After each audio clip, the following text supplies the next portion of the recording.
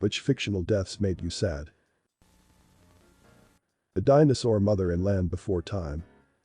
Bambi's mom, and Dumbo's mom, too. They all hit really hard. What the hell kind of sadistic trope is it to kill off the mom in the beginning of the kids' movie? Disney. They finally outright took out both parents in Frozen. What about Tarzan though? Both his parents die, and he gets a mother in return. We didn't really get to know them like we did with Anna and Elsa's parents. They didn't even have a line to top it off. We didn't really get to know Bambi's mom either, but I get your point. Was just pointing out it was not the first time. Got me thinking, Simba lost his dad and not his mom. Snow White lost both her parents and so does Cinderella, although not at the same time. So not even Tarzan was the first time. But for those two I guess your argument is still valid. The elderly couple seen in a single shot as Titanic is sinking and they hug in their tiny cabin to die together. Actually not fictional, they were playing the characters of Ida and Isidor Straus, owners of the Macy's department store. Ida was the only first-class woman who did not depart in the lifeboat. She chose to stay with her husband as he couldn't go. Yeah, I always loved that about her story. Isidor Straus refused to go while there were women and children still remaining on the ship. He urged his wife to board, but she refused, saying, "We have lived together for many years. Where you go, I go." Traveling back from a winter in Europe, mostly spent at Cape Martin in southern France, Isidor and his wife were passengers on the RMS Titanic when, at about 11:40 p.m. on April 14, 1912, it hit an iceberg. Once it was clear the Titanic was sinking, Ida refused to leave Isidor and would not get into a lifeboat without him. Although Isidor was offered a seat in a lifeboat to accompany Ida, he refused seating while there were still women and children aboard and refused to be made an exception. According to friend and Titanic survivor Colonel Archibald Gracie IV, upon seeing that Ida was refusing to leave her husband, he offered to ask a deck officer if Isidor and Ida could both enter a lifeboat together. Isidor was reported to have told Colonel Gracie in a firm tone, "I will not go before the other men." Ida insisted her newly hired English maid, Ellen Bird, get into lifeboat number 8. She gave Ellen her fur coat, stating she would not be needing it. Ida is reported to have said, "I will not be separated from my husband. As we have lived, so will we die, together." Isidor and Ida were last seen on deck arm in arm. Eyewitnesses described the scene as a most remarkable exhibition of love and devotion. Both died on April 15 when the ship sank at 2:20 a.m. Isidor Straus's body was recovered by the cable ship Mackay Bennett and taken to Halifax, Nova Scotia, where it was identified before being shipped to New York. He was first buried in the Strauss-Cones Mausoleum at Bethel Cemetery in Brooklyn. His body was moved to the Strauss Mausoleum in Woodlawn Cemetery in the Bronx in 1928. Ida's body was never found, so the family collected water from the wreck site and placed it in an urn in the mausoleum. Isidor and Ida are memorialized on a cenotaph outside the mausoleum with a quote from the Song of Solomon, 8:7. "Many waters cannot quench love, neither can the floods drown it." The Green Mile always makes me ugly cry. Poor John Coffey. John Coffey. Yes sir, boss. Like the drink but not spelled the same. "I'm tired, boss. Tired of being on the road, lonely as a sparrow in the rain. I'm tired of never having a buddy to be with, to tell me where we's going to, coming from or why. Mostly, I'm tired of people being ugly to each other. I'm tired of all the pain I feel and hear in the world every day. There's too much of it. It's like pieces of glass in my head, all the time. Can you understand? Part of what killed me about it was all those people who believed he did it and all the hatred in the room directed towards him when he died." Ellie from Up. Some of the saddest 10 minutes ever filmed. Ellie lived a long happy life where she loved and was loved and died at peace next to the person she loved the most in the world.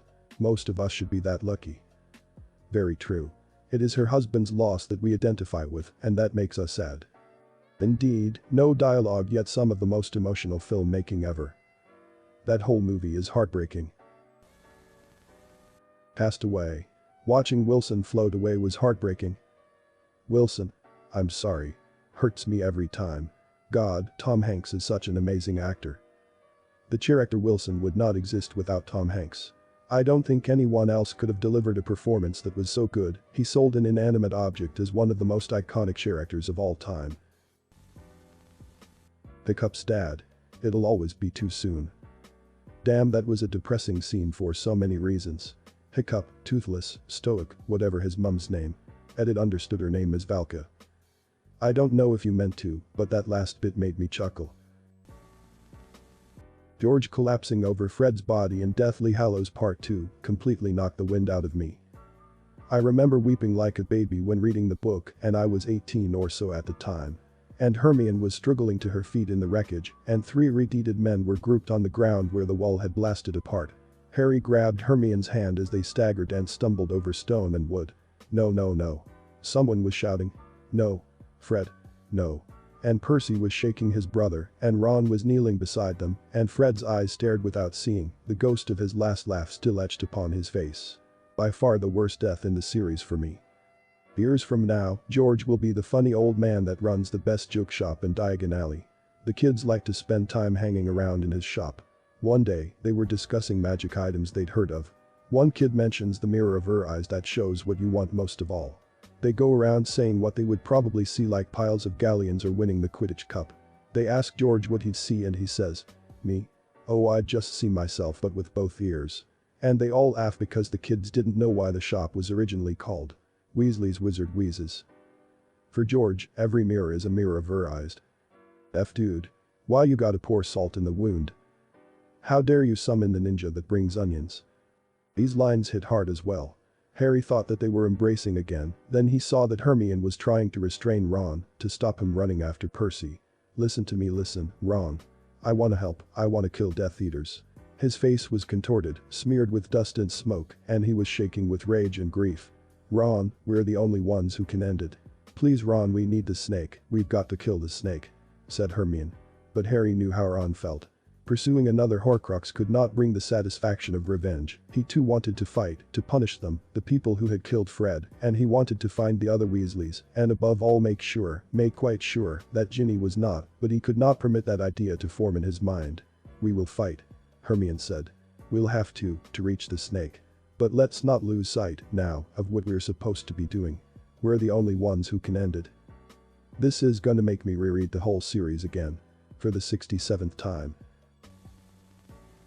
The Iron Giant. This is my daughter's favorite movie. The first time we watched it she looks at me and goes, "This is sad, Daddy." This was the first time she communicated feeling emotions about a movie other than laughter. Like from Breaking Bad. Shut the F up. And let me die in peace. Gale. Every time I cry. Hedwig. In the movie this is glossed over so quickly you barely even realize it happened.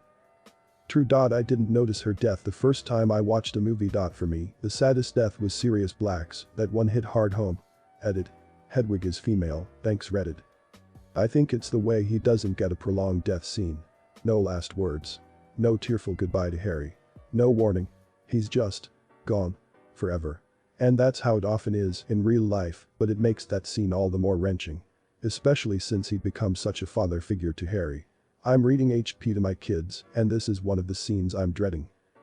Thought you were still talking about Hedwig for some reason. The thought of Harry looking at Hedwig's all-knowing owl eyes for fatherly wisdom made me chuckle. I'm also sad for Dobby. In the movies he popped out a few times, and it didn't really show how great character he was. He's been a good friend for everyone he cared for. Boromir the Fair. He tarries and I grieve. You know. Grew up loving the books. Never liked Boromir. Was watching the movie, yes, the cast is excellent, but Boromir is as I saw him until. Give them a moment for pity's sake. Damn, Sean Bean is a great actor, he made me like him. It's even worse if you watch the extended version that illustrates more of his relationship with Faramir and his father. I would have followed you, my brother. My captain, my king. Sad smiley. Even though I've read the books so many times and watched the films almost as many, his death scene always gives me chills. Sean Bean pulls it off perfectly. I love his moment of clarity and honesty as he fesses up to Aragorn about his fall and begs him to save Minas Tirith. Nina Tucker from Full Metal Alchemist. Still not over Hughes, to be honest. Hugh's funeral makes me cry every time. Every time. His F-kid just asking questions because she doesn't understand haunts me. He has to finish his work. Warden Solus. He was the very model of a scientist Solarian. I was looking for this one. Has to be me, someone else might have gotten it wrong. Would have liked to study seashells. Arthur Morgan Red Dead Redemption 2. Edit. I am genuinely sorry to those for the spoiler. I thought Arthur's death would have been known about by basically everyone at this point. Sad smiley.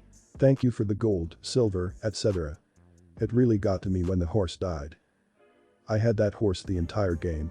It went through everything with me. That horse's death affected me more than most human character deaths in all of video games.